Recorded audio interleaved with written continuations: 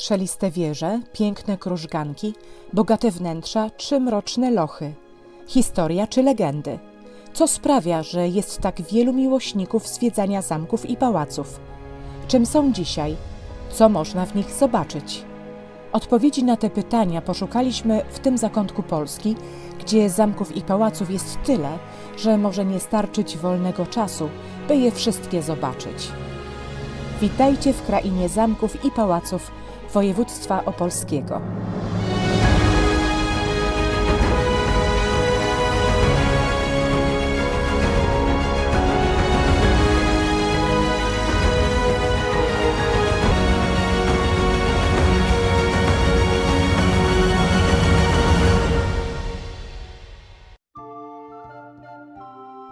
Najstarsze zamki budowano do obrony przed nieprzyjacielem. I taki był zamek w Opolu, przez blisko 350 lat stolicy księstwa Piastów. Zamek na Odrzańskiej Wyspie na Ostrówku był jednym z najstarszych murowanych zamków na Śląsku. Z XIII-wiecznych i późniejszych murów obwodowych oraz budynków mieszkalnych nic nie pozostało. To, czego nie zniszczyły pożary i wojny, zostało wyburzone pod koniec lat 20. XX wieku. Pozostała jedynie wieża z czasów księcia Bolka I. A czy tę dawną wieżę ostatniej obrony można zwiedzić? Jak najbardziej. Wystarczy pokonać 163 stopnie, by dotrzeć na jej szczyt. Nagrodą jest wspaniały widok na miasto.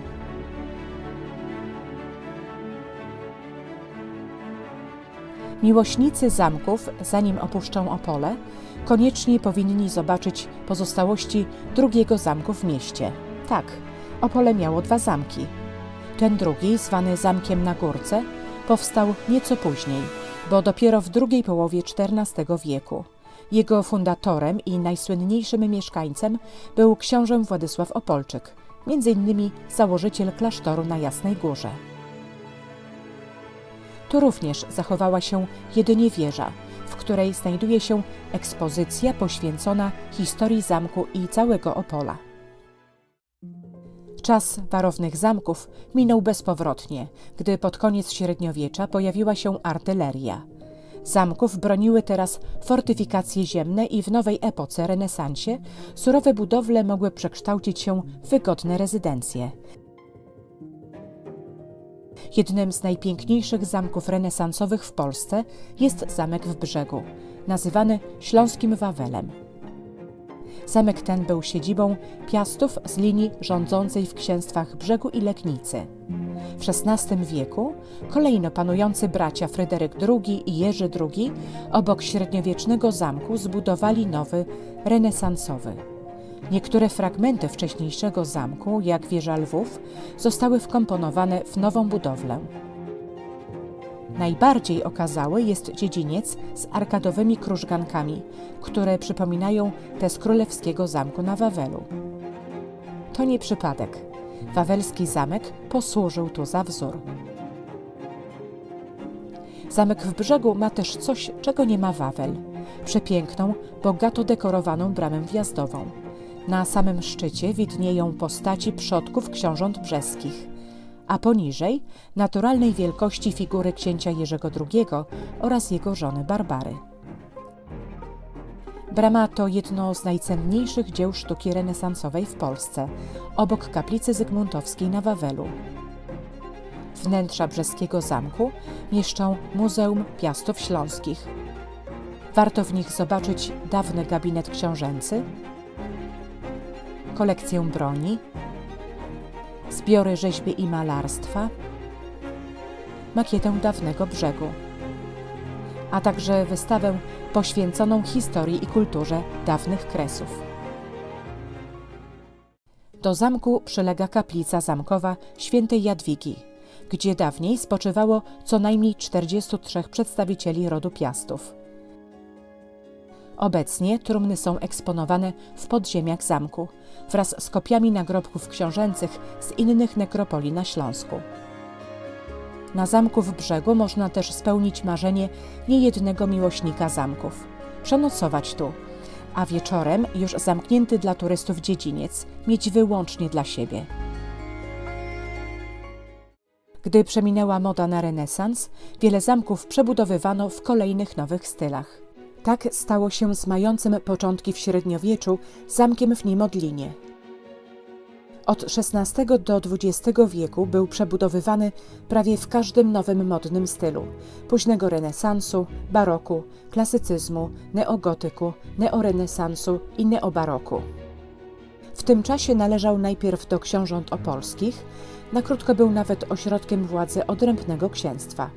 Ostatecznie trafił w ręce różnych niemieckich rodów rycerskich, które mieszkały w nim do 1945 roku. Po okresie PRL, kiedy zamek był upaństwowiony, ponownie trafił w ręce prywatnych właścicieli, którzy powoli przywracają zamkowi świetność. Na zwiedzających niemodliński zamek czeka nie tylko przewodnik z barwnymi opowieściami, ale także niezwykle sympatyczni współgospodarze zamku, chętnie wychodzący na spotkanie z gośćmi. Zamek czeka na wielki remont, ale i tak robi wielkie wrażenie. Po wejściu przez wieżę bramną na dziedziniec widać kolejne krużganki zainspirowane Wawelem. Tutaj jednak zostały zamurowane w XIX wieku. W narożach dziedzińca znajdują się 4 wieże, w których mieszczą się klatki schodowe. Z dziedzińca można też wejść do kaplicy zamkowej.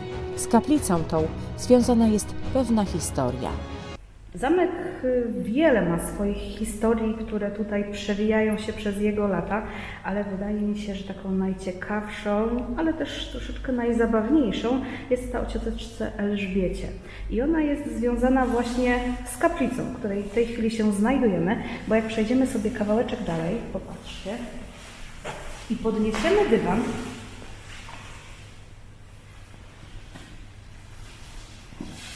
tutaj pod dywanem znajduje się taka przesuwna płyta.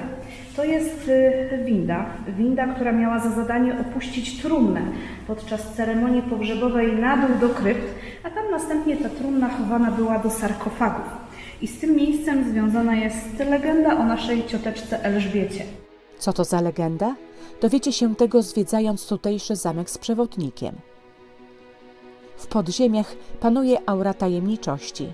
Jest tu między innymi tunel, być może służący do ucieczki. Zamek w Niemodlinie nie był jedynym zamkiem książęcym, który trafił w ręce rycerskich rodów. Podobnie było w Głogówku.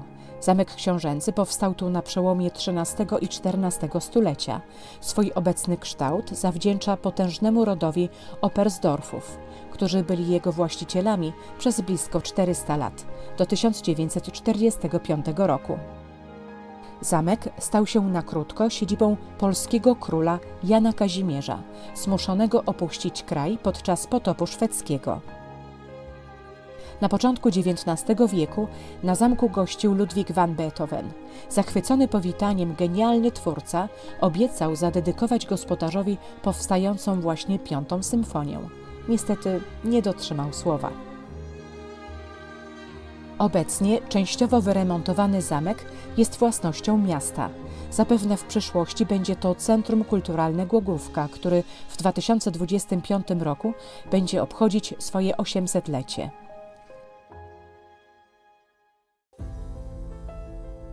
Inny dawny zamek książęcy w Szelicach nie miał tyle szczęścia.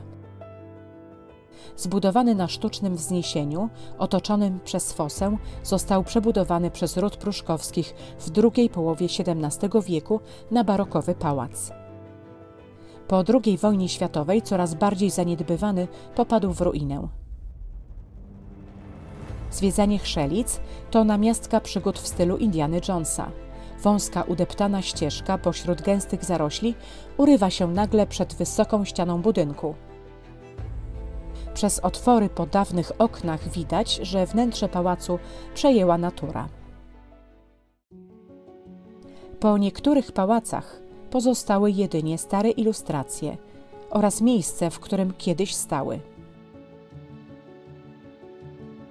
W miejscowości Pokój znajduje się niezwykłe rondo z 8 promieniście zbiegającymi się ulicami. To dawne aleje prowadzące do stojącego na środku XVIII-wiecznego pałacu książąt Württemberg z Oleśnicy. Pałac spłonął w 1945 roku podczas zdobywania miejscowości przez Armię Czerwoną. Pozostało tylko rondo z samotnym drzewem, niemym świadkiem tragedii tej pięknej budowli. Książęta i rycerze nie byli jedynymi właścicielami zamków, bywali nimi też biskupi. Do biskupów wrocławskich należał zamek w Otmuchowie. Jest on jednym z najstarszych na Śląsku Opolskim. Podobnie jak inne pokazane tu zamki, był wielokrotnie przebudowywany. Z niegdyś trzyskrzydłowego zamku zachowało się tylko najstarsze skrzydło północne z wieżą. Jeszcze przed II wojną światową zamek stał się własnością gminy Otmuchów i mieści się w nim hotel. Ciekawostką na zamku jest klatka schodowa zamku z końskimi schodami. Nazwa dość myląca, bo schody te powstały dla wnoszenia w lektyce jednego z biskupów, który cierpiał na podagrę. Po książętach, rycerzach i biskupach pałace zaczęli wznosić też zamożni ludzie. Tak było w Mosznej. Tutejszy pałac powstał na przełomie XIX i XX wieku z inicjatywy hrabiego Franza Huberta von Tille-Winklera, posiadacza jednej z największych fortun Górnego Śląska. Pałac w Mosznej składa się z 3 skrzydeł. Środkowe to odbudowany po pożarze dawny barokowy pałac. 2 boczne skrzydła to romantyczna fantazja na temat dawnych gotyckich i renesansowych zamków. Rezydencja ma podobno 99 wieżyczek, których liczbę tłumaczy pewna anegdota. A ogólnie rzecz biorąc, żeby wyliczyć wszystkie wieżyczki, no to musi Pani policzyć każdy pojedynczy szpikulec. Natomiast jeśli chodzi o same wieże, przez to, że jest ich tylko 99, no to oficjalnie Państwo nie przyjechali do żadnego zamku, tylko oficjalnie jest to pałac. Dopiero od 100. wieżyczki był w państwie pruskim uznawany obiekt za zamkiem. Ponoć wiązało to się z większym podatkiem do państwa pruskiego, jak i też gdyby hrabia faktycznie ten obiekt zamkowy posiadał, to musiałby też utrzymywać garnizon wojskowy. Ale no, kto lubi wydawać niepotrzebnie pieniądze, przez to mamy tutaj tylko 99. Obecnie w budynku mieści się hotel Zamek Moszna, ale najbardziej reprezentacyjne pomieszczenia są udostępniane do zwiedzania. We wnętrzu zwraca uwagę dbałość o każdy detal i wiele praktycznych rozwiązań. Od prywatnej, podobno obciążonej klątwą windy, poprzez rury, grzejniki, po zamki do drzwi i okien. Moszna to także przepiękny park z cudownie kwitnącymi rododendronami i romantycznymi zakątkami jak Wyspa Miłości. W pobliżu pałacu jest też stadnina koni. Konie przez stulecia były nieodłącznymi towarzyszami właścicieli zamków i pałaców, na wojnie i podczas polowań. Te ostatnie często odbywały się na tyle daleko od domu, że zaczęto budować tak zwane zamki myśliwskie. Jednym z nich był XIX-wieczny Bożejów, położony na terenie malowniczego Stobrawskiego Parku Krajobrazowego. W Bożejowie gościli najbardziej znani myśliwi, jak arcyksiążę Franciszek Ferdynand, ten od zamachu w Sarajewie, i główny łowczy III Rzeszy Hermann Göring. Po II wojnie światowej budowla popadała w ruinę, aż trafiła w ręce prawdziwego pasjonata, który przywrócił obiektowi świetność. Wnętrza budynku oddają ducha zamku myśliwskiego. Równie stylowe są pokoje dla gości. Ważna jest również otaczająca zamek przyroda. W Bożejowie powoli zachodzi słońce. Podróż po świecie zamków i pałaców województwa opolskiego dobiegła końca. Wrażeń z podróży bez liku, a przecież jeszcze wiele wspaniałych, niezwykłych warowni i rezydencji pozostało do zobaczenia. My na pewno tu jeszcze powrócimy. A Wy?